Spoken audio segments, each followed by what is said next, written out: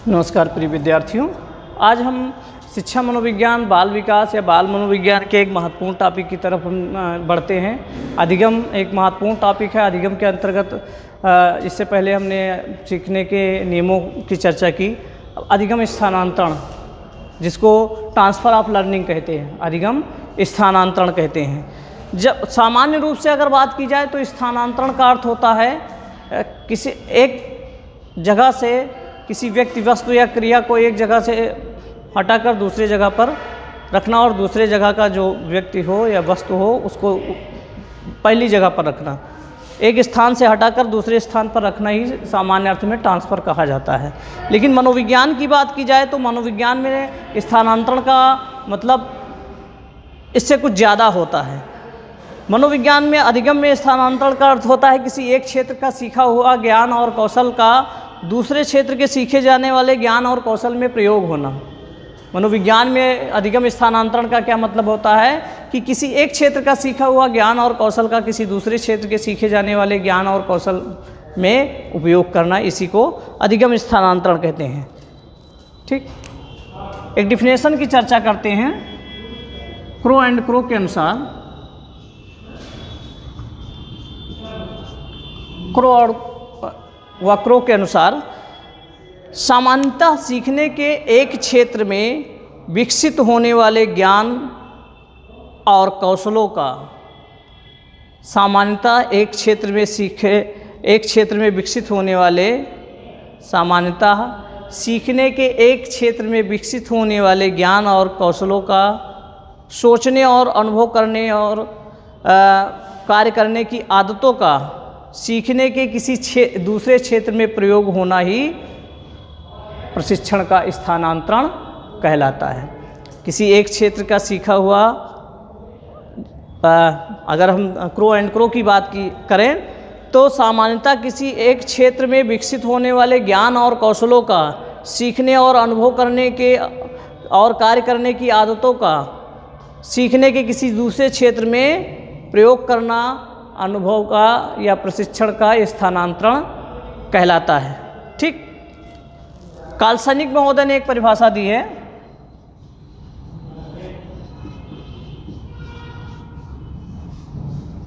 काल्सनिक महोदय ने एक परिभाषा दी है, तो वो कहते हैं कि सामान्यतः, काल्सनिक के अनुसार सामान्यतः परिस्थिति विशेष में सीखे हुए ज्ञान, सामान्यतः परिस्थिति विशेष में सीखे हुए ज्ञान, आदतों, कौशलों, अभिवृत्तियों व अन्य अनुक्रियाओं का, सामान्यतः किसी क्षेत्र विशेष में सीखे हुए ज्ञान, कौशलों, आदतों, अभिवृत्तियों और अनुक्रियाओं का किसी अन्य परिस्थिति में प्रयोग करना ही अधिगम स्थानांतरण कहलाता है। ठीक, ये एक डिफिनेशन थी अधिगम स्थानांतरण की।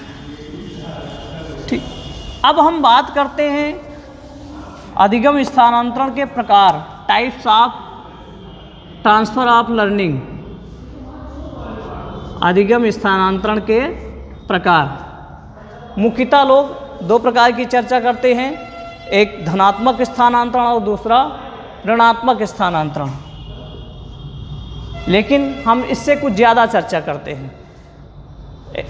तो एक धनात्मक स्थानांतरण, ये कई परीक्षाओं में आया है, टेट के एग्ज़ाम में भी आया है, सुपर टेट, यूपी टेट और आपका सी टेट, कई परीक्षाओं में आता है कि उदाहरण एग्जाम्पल दे देते हैं कि इसमें कौन सा स्थानांतरण हो रहा है। तो सबसे पहला स्थानांतरण है धनात्मक।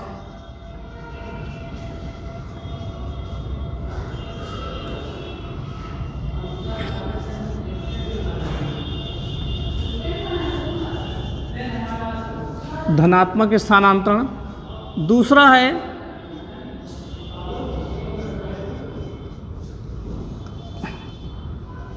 ऋणात्मक स्थानांतरण। तीसरा है शून्य स्थानांतरण। चौथा है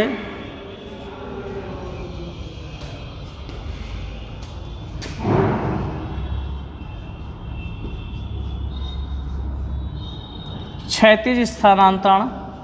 पांचवा है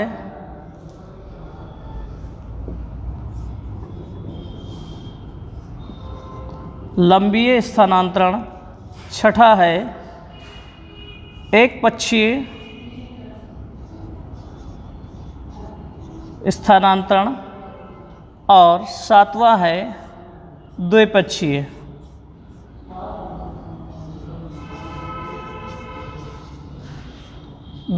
स्थानांतरण। तो इस तरह से 7 प्रकार के स्थानांतरण हम कह सकते हैं कि ट्रांसफ़र ऑफ लर्निंग, जो types of transfer of learning है वो 7 प्रकार की हैं। पहला है धनात्मक यानी कि पॉजिटिव ट्रांसफ़र, ठीक। दूसरा है ऋणात्मक यानी निगेटिव ट्रांसफ़र। फिर है शून्य स्थानांतरण यानी जीरो ट्रांसफ़र। फिर है क्षैतिज यानी क्षैतिज को अंग्रेजी में कहते हैं हॉरिजॉन्टल, ठीक, हॉरिजॉन्टल ट्रांसफ़र। फिर है लंबीय यानी कि वर्टिकल ट्रांसफ़र। फिर है एक पक्षीय और द्विपक्षीय, ठीक। तो इस तरह से 7 प्रकार ट्रांसफ़र के होते हैं, ठीक। अब इसमें क्या होता है, सबसे पहले हम बात करते हैं धनात्मक स्थानांतरण की। धनात्मक स्थानांतरण जब किसी एक क्षेत्र में सीखा हुआ ज्ञान और कौशल किसी दूसरे क्षेत्र में सीखे जाने वाले ज्ञान और कौशल के सीखने में सहयोग करता है, सहायक होता है। जब किसी एक क्षेत्र का सीखा हुआ ज्ञान और कौशल किसी दूसरे क्षेत्र के सीखे जाने वाले ज्ञान और कौशल में सहयोग करता है, सहायक होता है, तो उसको धनात्मक स्थानांतरण यानी कि पॉजिटिव ट्रांसफ़र कहते हैं, ठीक। उसको धनात्मक स्थानांतरण कहते हैं। जैसे उदाहरण के लिए गणित के ज्ञान का भौतिक शास्त्र की संख्याओं में सीखने में सहयोग हो जाता है। हमने गणित में जो मैथमेटिकल जो क्वेश्चन सॉल्व किए हैं, जो सवाल लगाए हैं, वो सीखा हुआ ज्ञान गणित का भौतिक विज्ञान के संख्यात्मक सवालों को सॉल्व करने में सहयोग कर जाता है।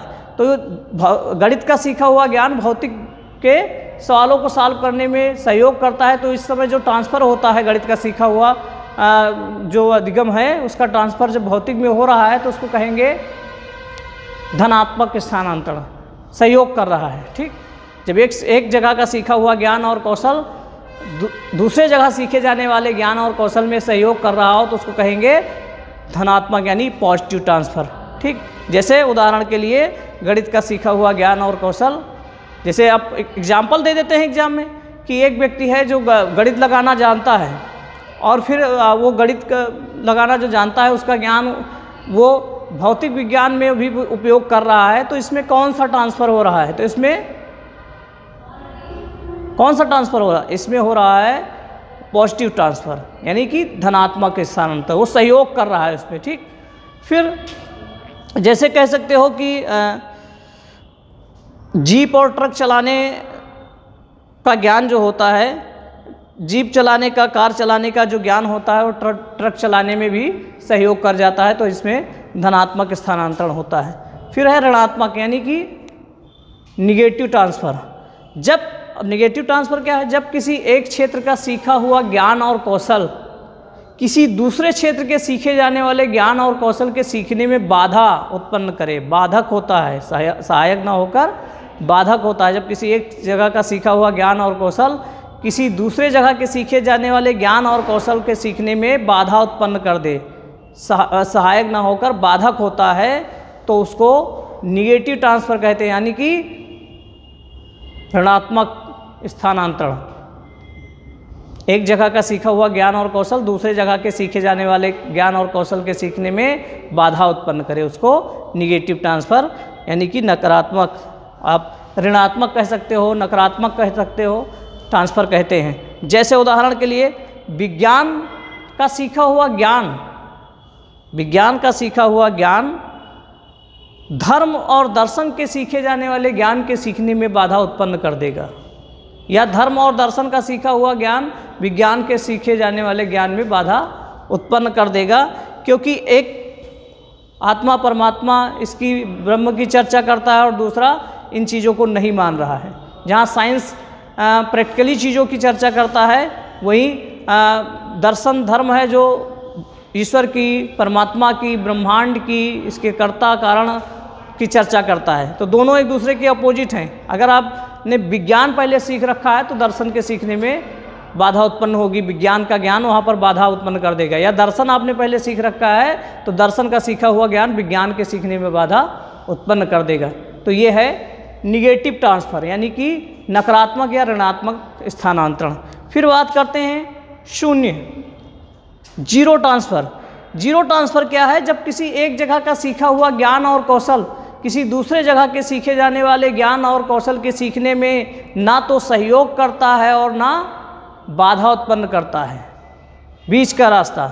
जब एक जगह का सीखा हुआ ज्ञान और कौशल किसी दूसरे जगह के सीखे जाने वाले ज्ञान और कौशल के सीखने में ना तो सहायक होता है, सहयोग करता है, और ना बाधा उत्पन्न करता है, बाधक होता है, तो वहाँ पर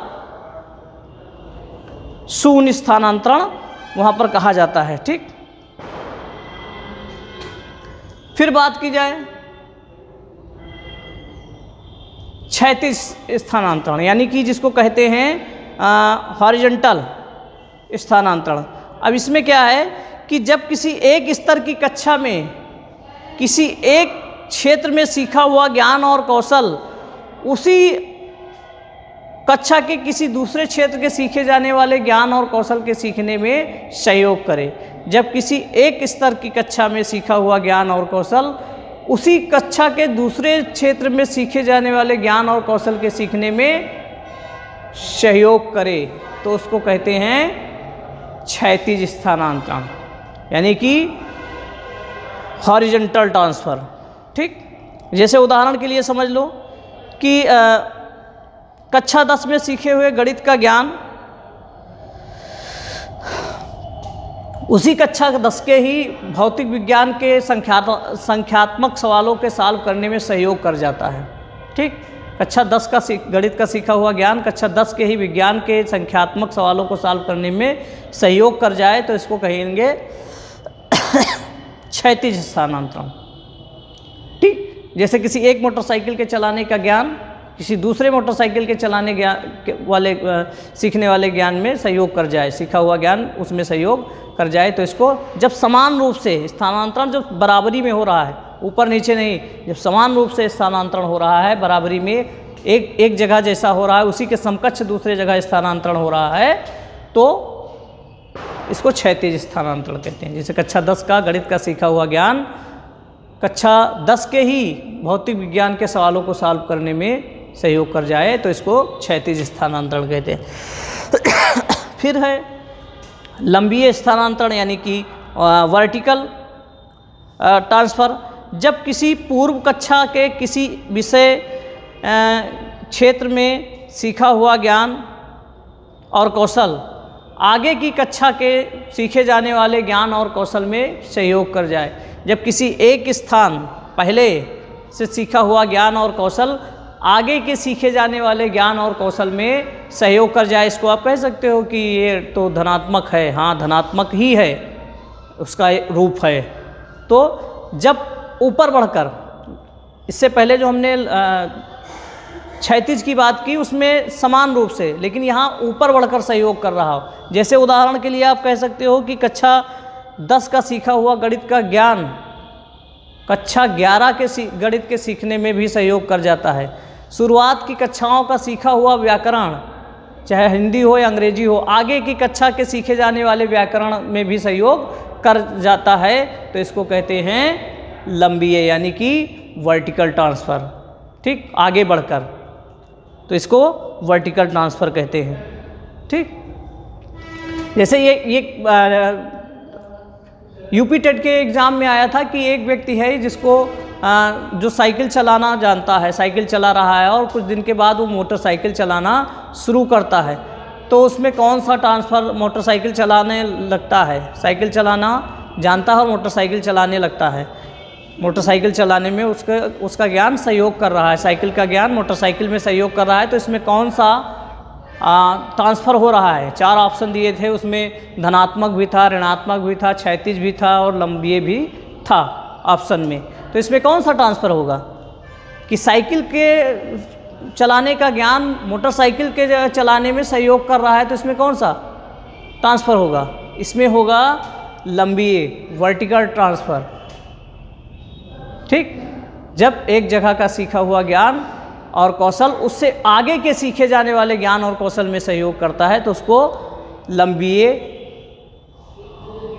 स्थानांतरण यानी कि वर्टिकल ट्रांसफ़र कहते हैं। ठीक, फिर बात होती है एक पक्षीय स्थानांतरण की। जब एक पक्षीय स्थानांतरण क्या है? जब शरीर के किसी एक अंग द्वारा सीखा हुआ कोई कौशल उसी अंग द्वारा सीखे जाने वाले किसी दूसरे कौशल में सहयोग करता है। जब शरीर के किसी एक अंग द्वारा सीखा हुआ कौशल उसी अंग के द्वारा किए जाने वाले सीखे जाने वाले दूसरे कौशल के सीखने में सहयोग करता है तो इसको कहते हैं एक पक्षीय स्थानांतरण। जैसे उदाहरण के लिए बाएं हाथ से कोई लिखना जानता हो तो बाएं हाथ से फिर सिलाई करना भी सीख रहा हो, या बाएं हाथ से सिलाई करना जानता हो तो बाएं हाथ से लिखना भी शुरू कर दे, तो बाएं हाथ से सिलाई करने का ज्ञान जो होगा, कौशल जो होगा, वो बाएं हाथ से लिखने में भी सहयोग कर जाएगा, या बाएं हाथ से लिखने का जो कौशल होगा वो सिलाई करने में भी सहयोग कर जाएगा। तो एक अंग का सीखा हुआ ज्ञान या कौशल उसी अंग के किसी दूसरे क्षेत्र के सीखे जाने वाले ज्ञान और कौशल में सहयोग जब कर जाए तो उसको एक पक्षीय स्थानांतरण कहते हैं। फिर द्विपक्षीय स्थानांतरण। द्विपक्षीय स्थानांतरण किसे कहते हैं? जब शरीर के किसी एक अंग द्वारा सीखा हुआ कोई कौशल दूसरे अंग के सीखे जाने वाले कौशल को दूसरे अंग के द्वारा सीखे जाने वाले कौशल को सीखने में सहयोग करे। जब शरीर के किसी एक अंग द्वारा सीखा हुआ कौशल शरीर के किसी दूसरे अंग के द्वारा सीखे जाने वाले कौशल को सीखने में सहयोग करे तो उसको द्विपक्षीय स्थानांतरण कहते हैं। ठीक, जैसे उदाहरण के लिए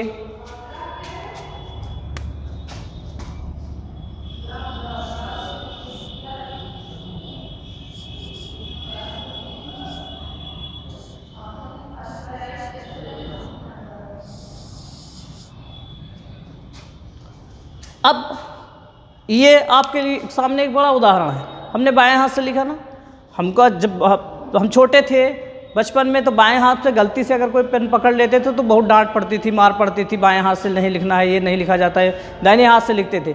अब हमने अगर बाएं हाथ में पहली बार इसको पकड़ा, जो मार्कर है उसको पहली बार हमने पकड़ा और अपना नाम बाएं हाथ से लिख लिया हमने, जबकि हमने बाएं हाथ से कोई नहीं सीखा है, तो इसमें क्या होगा?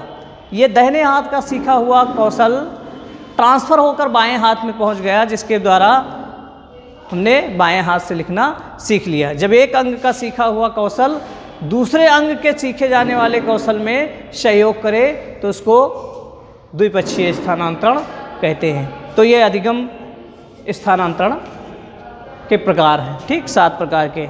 फिर बात करते हैं हम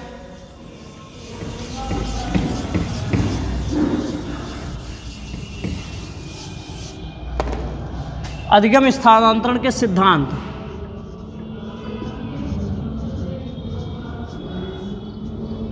पहला सिद्धांत है मानसिक शक्तियों का सिद्धांत।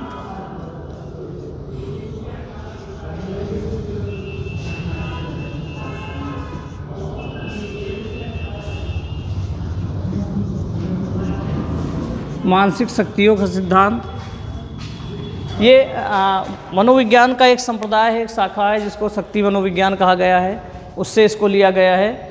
इसका प्रतिपादन शक्ति मनोविज्ञान के द्वारा किया गया है। दूसरा है समान तत्वों का सिद्धांत।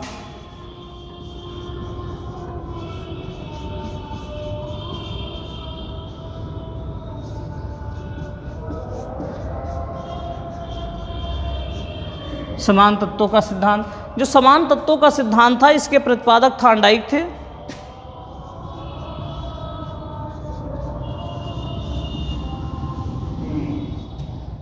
फिर तीसरा सिद्धांत है इसका सामान्यीकरण का सिद्धांत।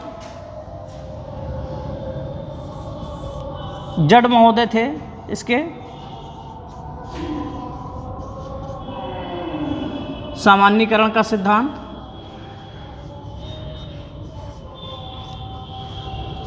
जड़ महोदय थे।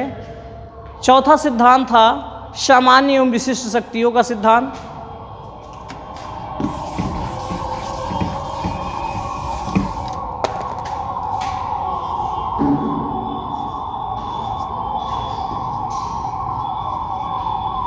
सामान्य एवं विशिष्ट शक्तियों का सिद्धांत,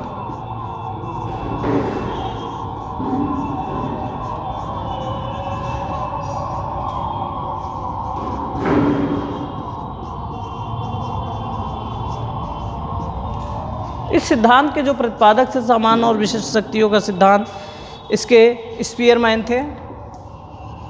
आपने पढ़ा भी होगा सामान्य और विशिष्ट बुद्धि का सिद्धांत, इन्होंने ही दिया था। बुद्धि के द्विकारक और त्रिकारक सिद्धांत भी स्पीयरमैन के हैं, इसी के आधार पर। फिर पूर्णाकार का सिद्धांत, पांचवा सिद्धांत था पूर्णाकार का सिद्धांत।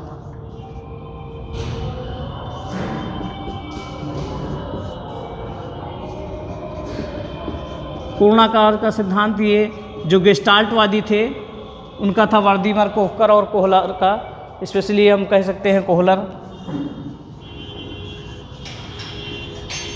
ये अधिगम स्थानांतरण के सिद्धांत थे। ये अगर हम इन सिद्धांतों की एक संक्षिप्त सी चर्चा करना चाहें जल्दी से, तो इसमें जैसे पहला सिद्धांत जो था वो मानसिक शक्तियों का सिद्धांत कहता है कि मनुष्य की जो मानसिक शक्तियाँ होती हैं वो जैसे अवलोकन, स्मृति, कल्पना, तर्क आदि एक दूसरे से भिन्न होती हैं। किसी भी कार्य को करने के लिए कौशल को सीखने में इन मानसिक शक्तियों का विकास हो जाता है। कोई भी कार्य हम करते हैं तो इन मानसिक शक्तियों का विकास हो जाता है और इन्हीं आगे सीखने वाले कार्यों में इन्हीं विकसित मानसिक शक्तियों का ट्रांसफ़र होता है, ये सहयोग करती हैं। समान तत्वों का सिद्धांत में थॉर्नडाइक कहते हैं कि जब दो विषयों और कौशलों में कुछ समान तत्व पाए जाते हैं तभी ट्रांसफ़र होता है। अधिगम का ट्रांसफ़र तभी होता है जब दोनों, जो पहले से हमने कुछ सीख रखा है, वर्तमान में कुछ सीखने जा रहे हैं, दोनों में कोई समानता होती है, तभी पहले का सीखा हुआ ज्ञान वर्तमान के सीखे जाने वाले ज्ञान में सहयोग करता है। तो इसलिए ट्रांसफ़र तभी होगा जब दोनों में समानता होगी। अगर दोनों में समानता नहीं है तो अधिगम का ट्रांसफ़र नहीं होगा। फिर तीसरा सिद्धांत था सामान्यीकरण का सिद्धांत। ये जड महोदय कहते हैं कि किसी भी एक परिस्थिति में जो ज्ञान और कौशल सीखा जाता है उसका सामान्य अंश ही दूसरे परिस्थिति के ज्ञान और कौशल के सीखने में ट्रांसफ़र होता है।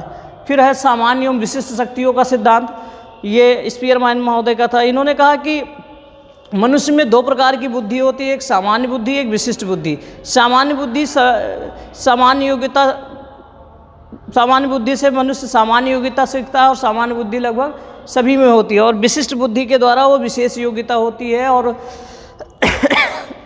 विशिष्ट बुद्धि उसी में सहयोग करती है जिसके लिए होती है, सभी कार्यों में सहयोग नहीं करती है। तो सामान्य योग्यताओं का ही स्थानांतरण होता है, विशिष्ट योग्यताओं का स्थानांतरण नहीं होता है। फिर पूर्णाकार सिद्धांत की बात की जाती है तो कोहलर महोदय कहते हैं, गेस्टाल्टवादी कहते हैं कि किसी विषय अथवा कौशल को सीखने में मनुष्य अपनी सूझ का प्रयोग करता है। जब मनुष्य के सामने कोई समस्या उत्पन्न होती है, किसी विषय और कौशल को सीखता है तो उसके सूझ का विकास होता है और यही सूझ आगे चलकर उसके सीखने में सहयोग करती है। ये अधिगम स्थानांतरण का संक्षिप्त सा परिचय था। अगर ये वीडियो पसंद आई हो तो हमारे चैनल को सब्सक्राइब करिए, लाइक करिए, शेयर करिए। धन्यवाद।